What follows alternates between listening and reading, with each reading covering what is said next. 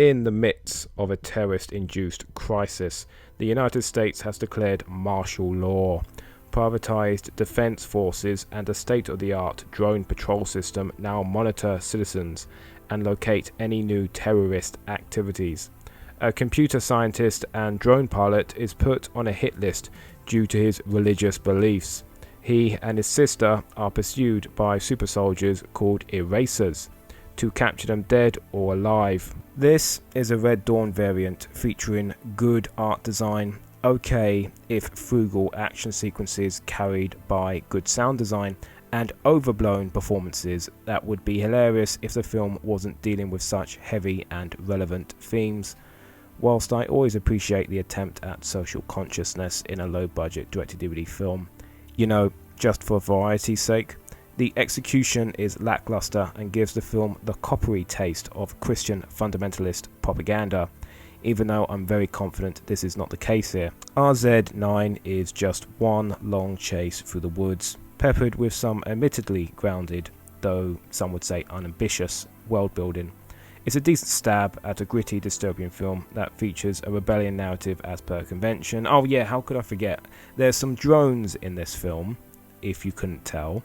The CGI is alright on them, and the designs are kinda cool looking. Of course, you see very little of them, but when they do pop up, they are convincing as a menace, most of the time. RZ-9 is an okay sci-fi dystopian film with okay action sequences and overkill acting. Looking for a gritty sci-fi fix with a bit of the old martial fetishism about it? Well, this will do it for you. When the Sultan's firstborn is taken by an evil sorcerer, Sinbad is tasked with travelling to a desert of magic and creatures to save her. Combining green screen with stop motion, the fifth voyage of Sinbad homages Harryhausen with enticing puppetry and displays enthusiasm for the fantasy genre. But most of the time, it feels too much like an episode of Horrible Histories on CBBC. Contrary to what the DVD packaging would have you believe, Patrick Stewart does not feature in this film per se, as he just merely provides voice-over work. But the consummate professional that he is, there is relish and authority in his delivery nonetheless. Acting-wise, for those actually on screen though, our lead is quite wooden, our villains are quite panto, and with the exception of Aladdin, there are no real interesting characters here. The real stars of the film are the stop-motion action sequences, which I found to be very charming and somewhat papered over the film's most disparate elements, like its haphazard pacing and lifeless human drama. I would recommend this film solely on the stop-motion action sequences alone. However, once someone actually puts in the effort to compile them together and release them on YouTube, and that person's not going to be me by the way, then there would be no need to check out this 2014 doozy of Command & Conquer FMV and antiquated special effects.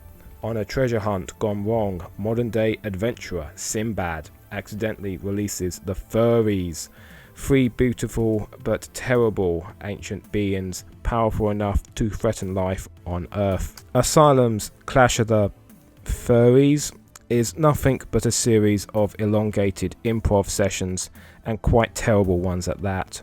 John Morrison has displayed charisma in the past, but one of those examples is not this film. The special effects are minimal, the action is barely there, and the amount of talking heads in this one is simply tedious. Even for an Asylum film, Clash of the Furies feels exceptionally cheap and rushed. It's almost as if they had John Morrison for a week and shot all of his scenes, which are many, by the seat of their arse.